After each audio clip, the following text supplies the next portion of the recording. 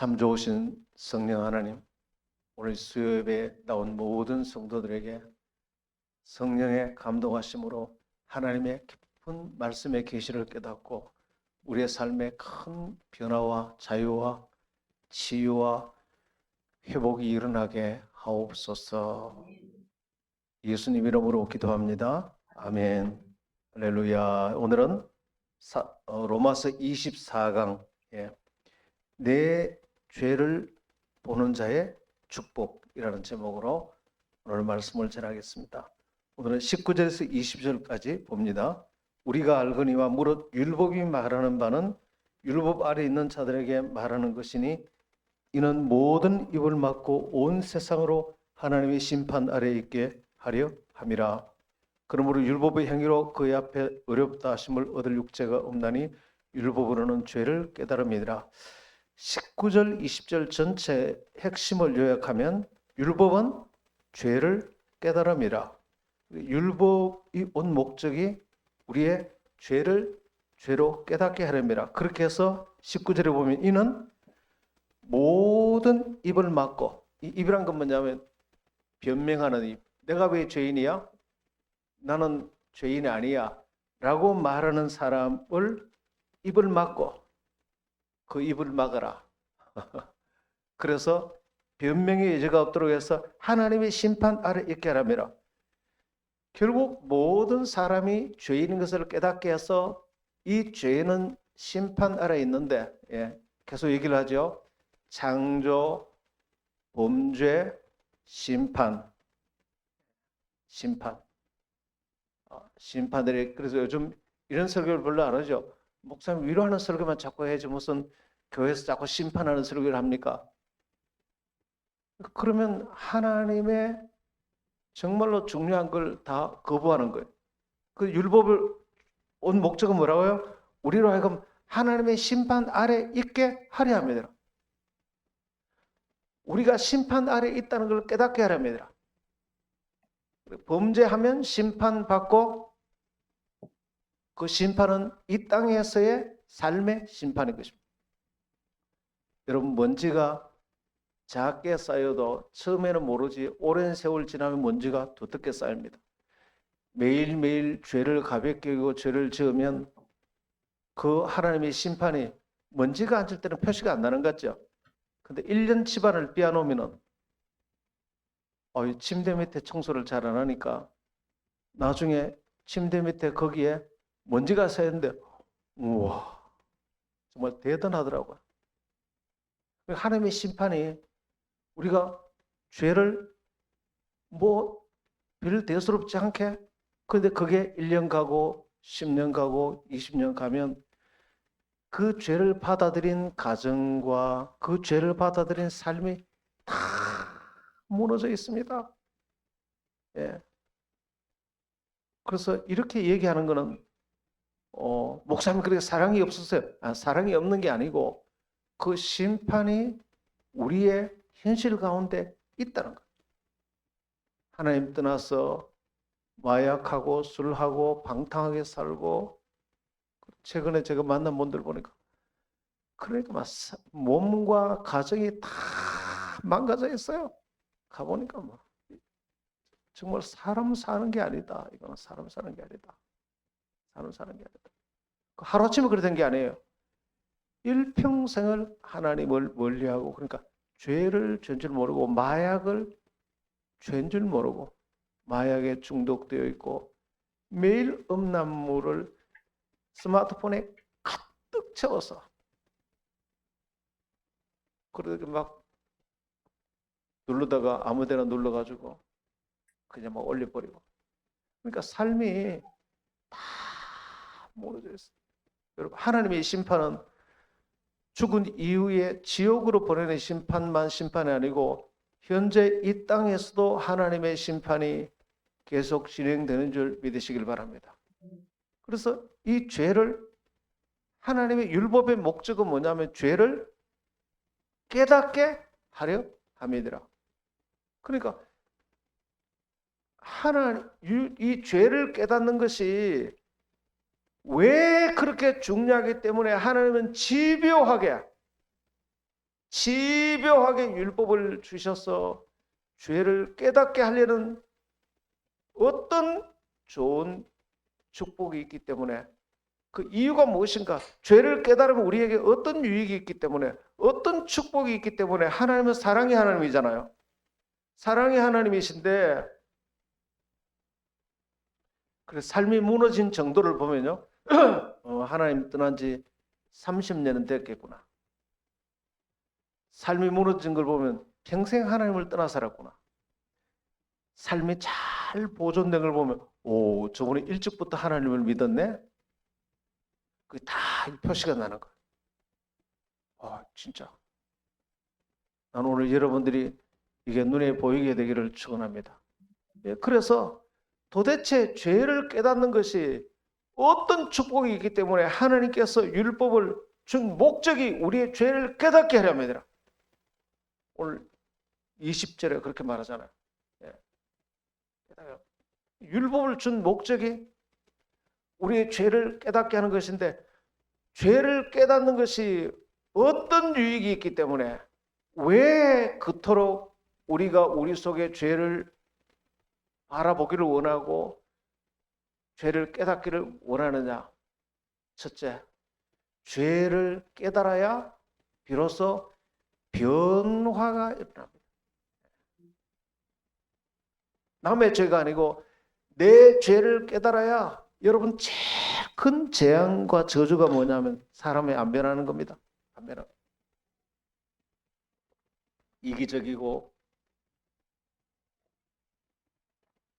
정욕적이고, 그리고 자기중심적이고, 그것 때문에 배우자가 속이 터지는 줄도 모르고, 그러면서 자기는 고사하게 신앙이 있는 것처럼. 예. 근데 들여다보면 그 속에 죄가 엄청나게 많아요. 죄를 깨닫지 못하면 변화되지 않고, 죄를 깨닫지 못하면 발전이 없어요.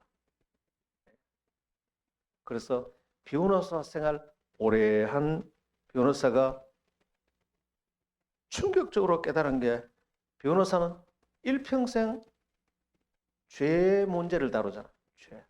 그래서 변호해도 안 돼가지고 또 감옥에 들어가고. 예. 근데 변호사가 일평생 변호사 사역을 하면서 깨달은 게 하나가, 예, 결국은 계속 반복적으로 감옥에 들어가는 사람, 예, 죄를 짓고 들어가는 사람의 특징이 남 탓한다. 예. 절대, 여러분, 교도소에 들어가서 물어보면 한 사람도 나 죄 짓고 들어온 사람 말할 수 없습니다. 너무너무 억울합니다. 이렇게 말하지, 내 죄 짓고 들어왔다는 사람 한 사람도 못 본다. 예. 그래서 이제 특징이 항상 남 탓. 분명히 변호사가 변호를 해주려고, 변호하려면 다 사정을 알아야 되잖아요.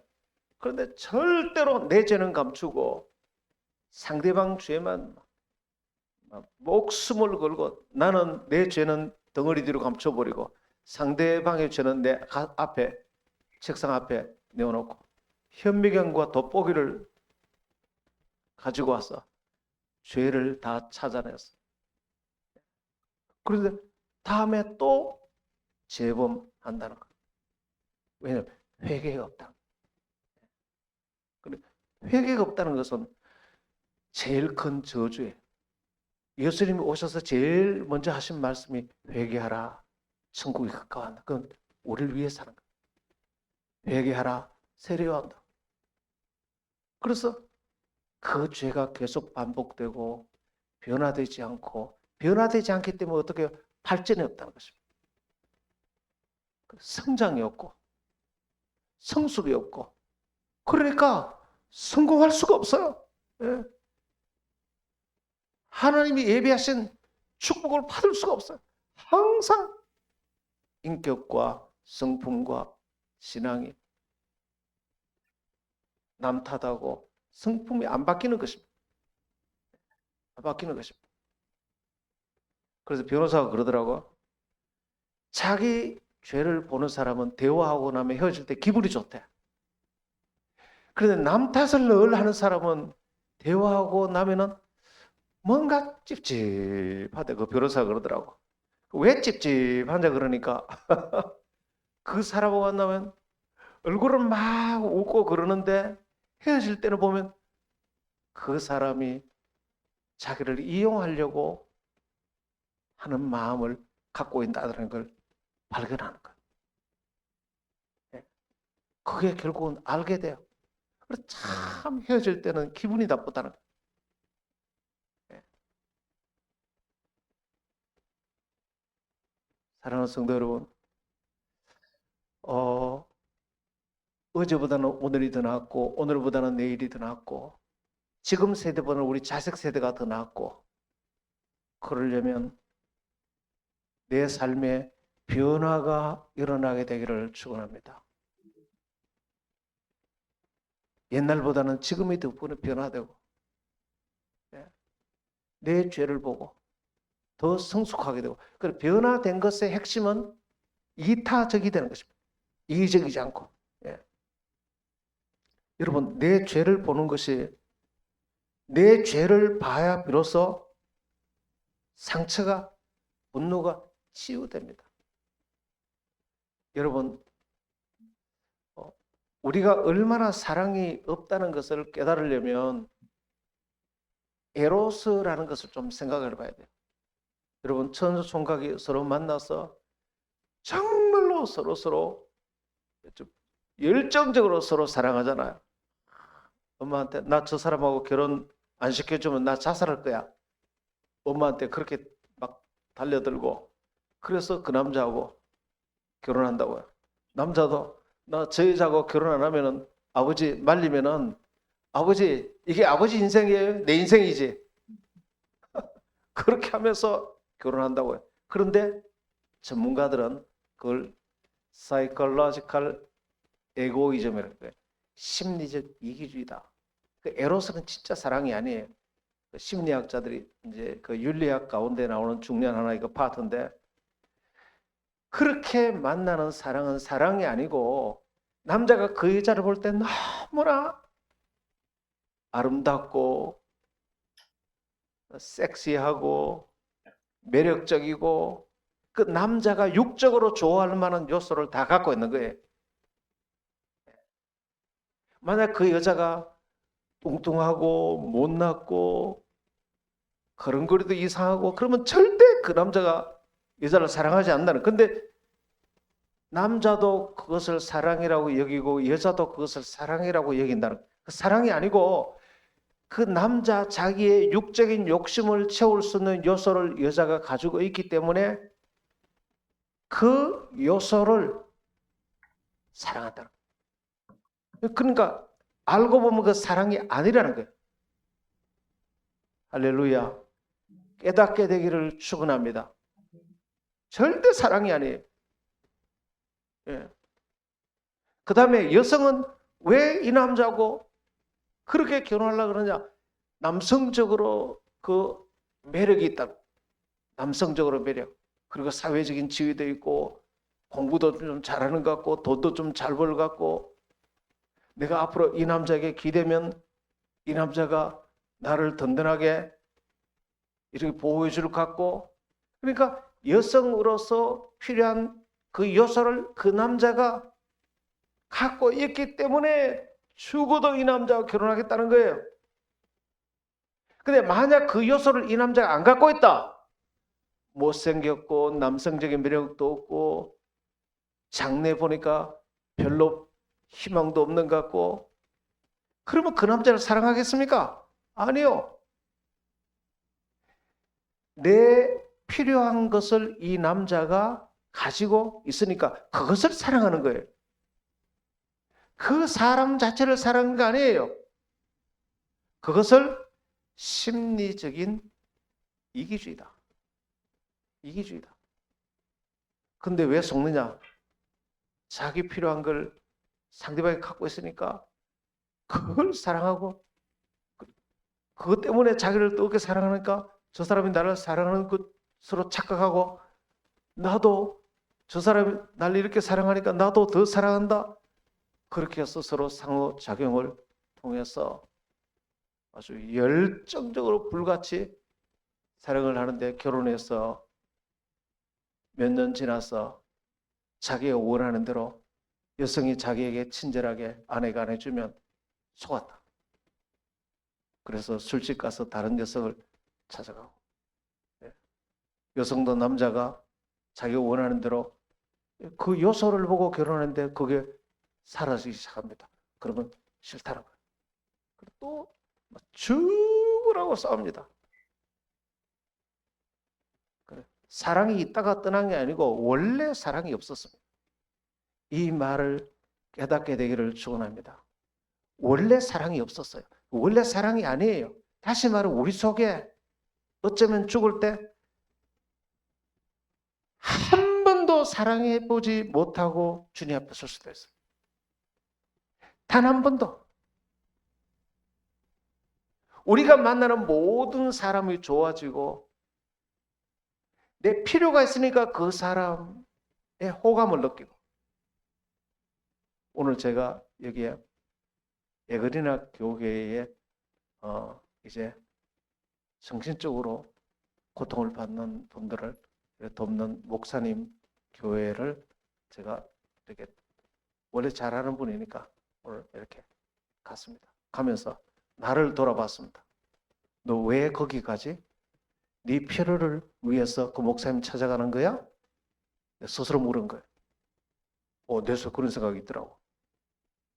그렇게 생각하지 말고 그 어려운 사역 하시는 목사님에게 가서 네가 무엇을 어떻게 도움이 될까 그걸 생각하고 가야 되지 않겠냐? 알았습니다. 생각을 딱 바꾸고 갔죠. 인간은 본능적으로요, 누구를 만나든지 사업상 만나고 교인을 만나고 심지어 세론들을 만나고 다 만날 때는 우리의 본성은 사랑으로 만나는 게 아니고 이 사람 만났을 때 나의 어떤 필요가 채워질까? 이 사람 만났을 때 어떤 위로와 어떤 유익이 있을까? 그런 것을 기대하면서 만나게 되는 것입니다. 그래서 그 해몬 목사님, 이름은 정확하게 모르겠는데 그분이 천국 앞에 이르렀을 때에 베드로가 물은 질문을 이렇게 했어요. 너 얼마나 열심히 살았냐고 묻지 않았어요. 사랑하는 법을 배우셨습니까? 사랑하는 법을. 그러고 보니까 이 목사님인데도 열심히 사역만 했지, 말씀만 전했지, 정말로 내가 사람을 사랑하는 법을 가르치기만 했지 정말로 내가 사랑하는 법을 배우셨습니까? 천국에는 사랑하는 법을 배운 사람들이 사는 곳입니다. 어쩌면 우리는 이 땅을 분주하게 결혼해서 남편하고 밥 먹고 부인하고 가정을 이루어 살고 직장 생활하고 신앙 생활해도 한 번도 사랑해 보지 않고 그 모든 활동 가운데는 심리적 이기주의 때문에 그렇게만 살다가 주님 앞에 갈 수도 있어요. 끔찍하지 않습니까? 한 번도 사랑해 본 적이 없다. 그게 사랑인 줄 알았는데 사랑이 아니었다는 거죠. 다 나를 위해서 내 욕심에 필요한 것을 상대가 갖고 있으니까 착각하는 거예요. 사랑을. 그것을 에로스라 그러는데 거기에서 어디로 넘어가야 되느냐? 아가페로 넘어가야 됩니다. 아가페의 사랑은 하나님의 사랑이에요. 이것은 무조건적인 사랑. 상대가 나에게 어떤 이익이 되지 않아도,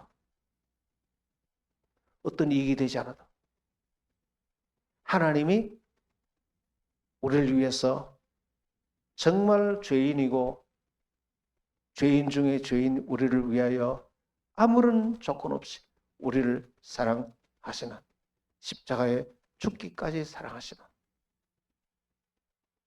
그 사랑이 오늘 그 사랑으로 넘어가게 되기를 축원합니다. 그렇게 넘어가는 첫 번째 단계가 뭐냐면 내 죄를 깨닫는 것. 그래서 내가 죄가 사랑이 없다는 사실을 깨달으면서 이 위선자,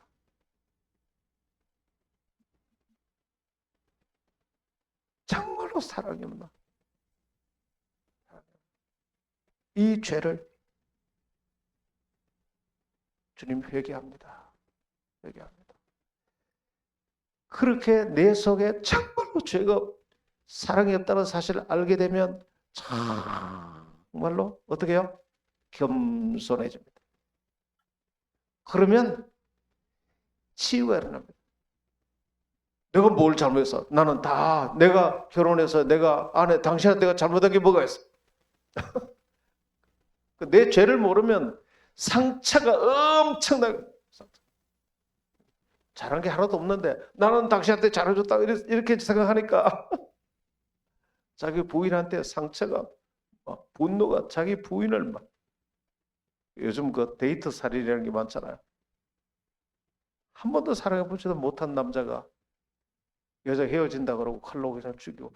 야, 여러분 연애하려면 정말 목사님한테 와서 상담받고 아무 남자하고 만나지 마세요. 정말 남자들 위험해요.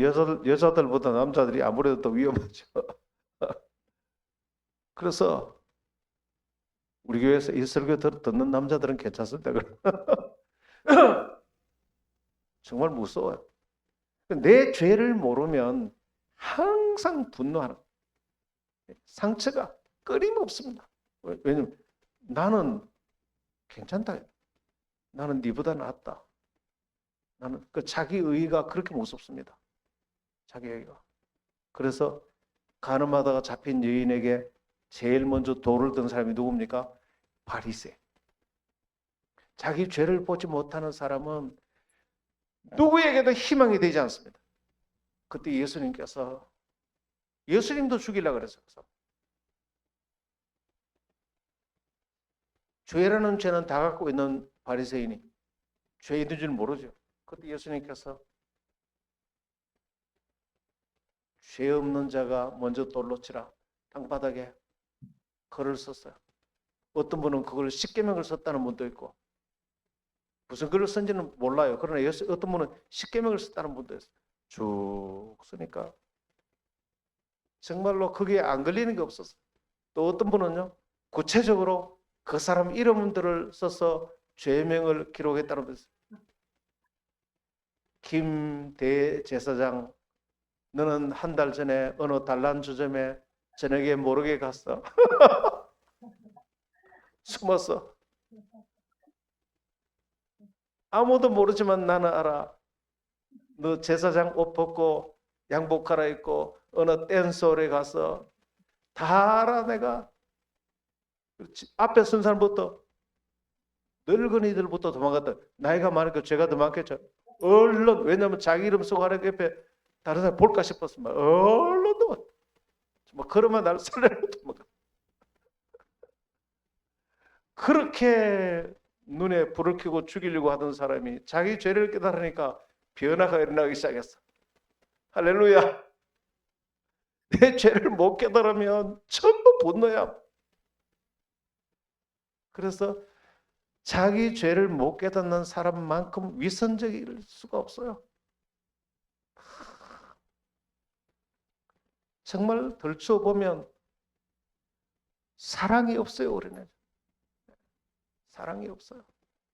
얼마나 속에 이기적이고 얼마나 철저하게 계산적으로 움직이고 철저하게 내 욕심을 따라 움직이고 내 야망을 따라 움직이고 그러면서 사랑이라고 포장이 돼 있고 목회자라고 포장이 돼 있고 제사장이라고 포장이 되어 있고 참 무서운 것입니다.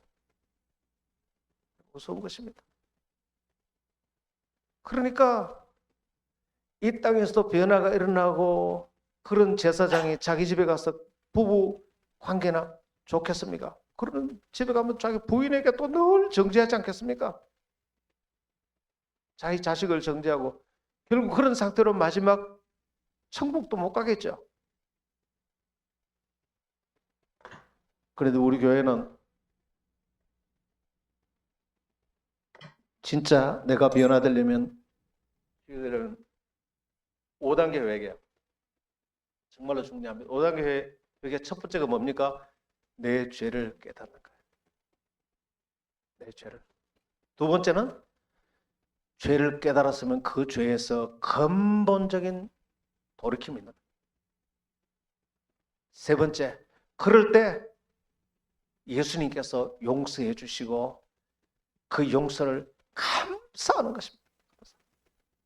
네 번째, 그 회개한 삶을 세상에 그 삶의 영역을 점점 넓혀가는 것입니다.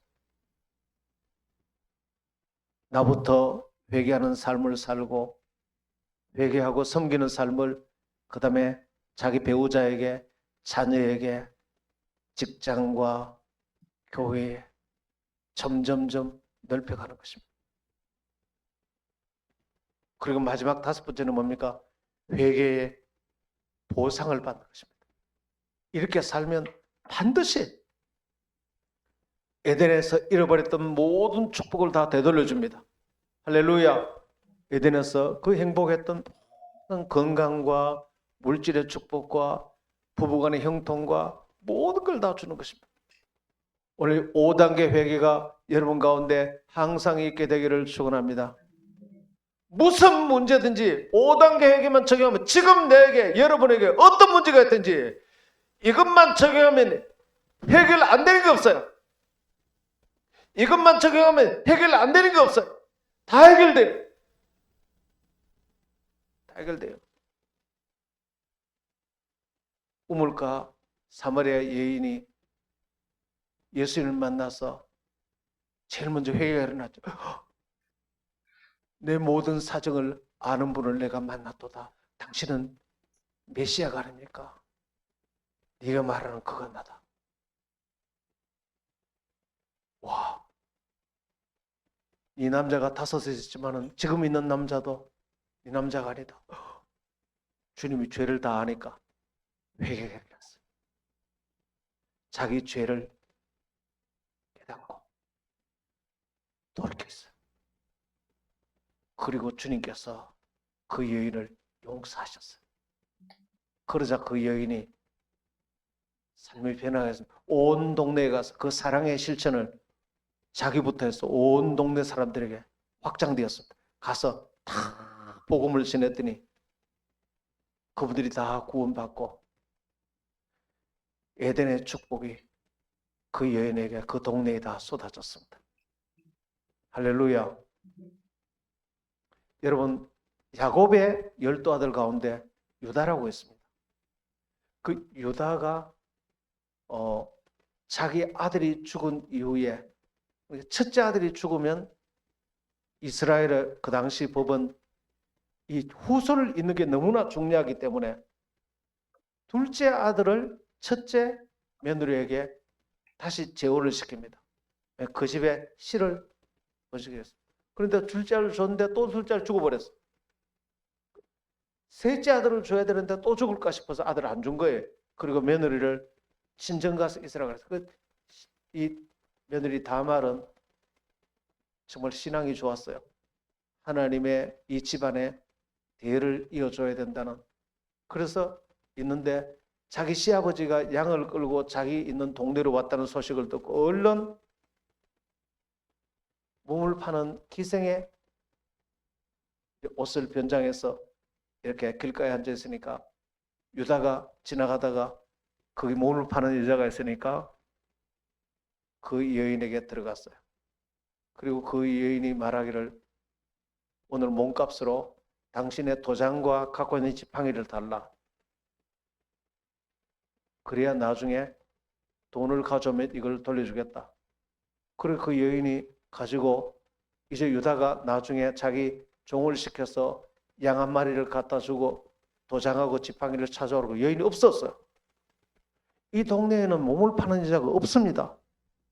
그 참 이상한 일이네. 그런데 얼마 후에 있다가 당신의 며느리가 임신했다는 소식이 들립니다. 뭐라고? 어떻게 그런 나쁜 있을 수 있느냐? 화를 내면서 당장 율법에서 죽여야 된다고 얘기했어요. 그래서 이제 그 여인을 끌어내 죽이려고 그런 그 여인은 말하기를 나와 통관한 남자는 이 도장의 주인과 이 지팡이의 주인입니다. 그러니까 그 도장 이름을 보니까 유다, 자기 시아버지 이름이야. 그 나쁜 죄를 지은 놈이 바로 자기 자신이야. 그때 유다가 즉시 하나님의 무릎 꿇고 하는 얘기가 그는 나보다 낫도다. 그는 나보다 낫도다. 그가 나보다 훨씬 나은 여인이다. 이 집안의 대를 이어주려고 했을 뿐이고 나는 정욕에 사로잡혀서 며느리인 줄도 모르고 악행을 냈지만 그는 나보다 낫도다. 얼마나 유다가 회개하는지 몰라요. 그런데 재밌는 것은 바로 그 유다의 후손을 통해서 예수 그리스도가 오는 것입니다. 그 12아들 가운데 아무도 예수 그리스도의 후손이 아니고 바로 그는 나보다 낫도다. 내가 죄인이다. 내가 죄인이다. 내 죄를 깨닫고 회개한 이 유다의 후손. 그리고 이스라엘 이름이 유다잖아요. 유다. 유다라는 이름이 그렇게 중요해요. 유대인들 유다. 자기 죄를 깨닫는 것이 그렇게 중요한 줄 믿으시길 바랍니다. 자기 죄를 깨닫는 것이. 내 죄를 깨달을 때 비로소 내가 변화되고 희망이 있습니다. 그래서 날마다 십계명으로 나를 비추어서 항상 바라보고, 그래서 우리가 육체적인 질병도 있지만 정신적인 질병을 받는 질병이 참 많습니다. 그래서 심리적 질병이 주로 우울증입니다. 근데 우울증은 자기가 괴롭지 남은 괴롭지 않습니다. 근데 정신과 계통의 병은 자기는 행복한데 남이 괴로워요. 정신과에 들어가게 되면 왜냐하면 자기는 늘 행복해요. 자기는 고통스럽지 않는데 그 옆에 있는 분들이 너무 힘든 거예요. 가족들이 힘들고. 근데 그 다음에 또 병이 하나 있는데 성격질환이라고 합니다. 심리질환, 정신질환, 그 다음에 성격질환. 이 성격질환 가운데 하나가 사이코패스입니다. 이 사이코패스는 주로 머리가 똑똑한 사람이 많아요. 그런데 극도의 이기적입니다. 이런 사람이 교회에 중직되면 큰일 납니다. 이런 사람은 집요하게 어떤 사람 하나 딱 물고 늘어지면 상대방이 파멸돼야 끝납니다. 무섭습니다. 그런 사람들. 이런 분이 교회 장로님이 되면 큰일 납니다. 아주 목사님 하면 딱 찍었다면 그 목사님이 파멸돼야 끝이 나요. 사이코패스 그럼 무서워요. 이번에 거기 왜 경찰 간부 아들인데 영등포에서 그 20대 처녀를 성폭행하고 죽인 사이코패스예요. 그리고 자기는 그 여학생을 죽여놓고 교도소에 지금 이제 재판받으면서 죄책감 하나도 없이 나는 감옥에 들어가면 내 자격증도 따고 이 자격증도 따고 저 자격증도 따고 내가 출소해서 내 꿈을 꾸고 이야 무섭지 않습니까? 그게 사이코패스예요. 사이코패스는 상대방의 자기가 행한 것에 대한 죄책감을 못 느껴요. 여러분 용서받은 죄는 감사해야 되지만 내 삶의 변화를 위한 죄책감은 반드시 느껴야 되는 줄 믿으시길 바랍니다. 오늘 죄책감이 나쁘다고 생각하는데 절대 그렇지 않습니다. 죄책감만큼 좋은 게 없어요. 죄를 짓고도 죄인 줄 몰라. 내 때문에 지금 아내가 막 복장이 터지는데도 남편은 웃고 다녀요. 죄책감이 없어. 참 무섭습니다. 내가 죄를 지었으면 죄책감이 있어야 회개가 일어나죠. 반성이 일어나죠. 변화가 일어나죠. 할렐루야. 그래서 이걸 중독도, 그 다음에 네 번째 분류는 중독이에요. 마약 중독, 성 중독, 도박 중독, 알코올 중독. 전부 다 특징이, 원인은 여러 가지지만 특징이 왜 그렇게 중독이 걸리느냐. 지독한 자기중심적인 만족, 자기중심적인 쾌락, 행복, 그걸 추구하기 때문에 쉽게 말하면 이기적이라. 이기적.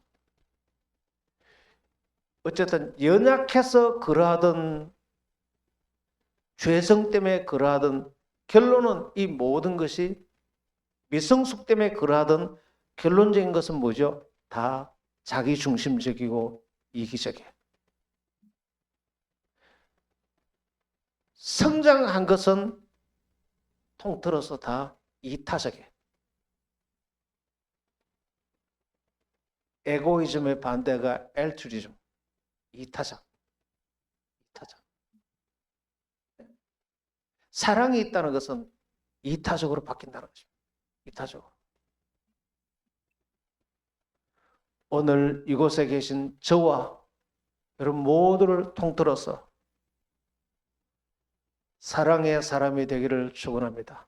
근데 그것은 자연적으로는 되지 않아요. 왜? 우리 속에는 사랑이 없기 때문에.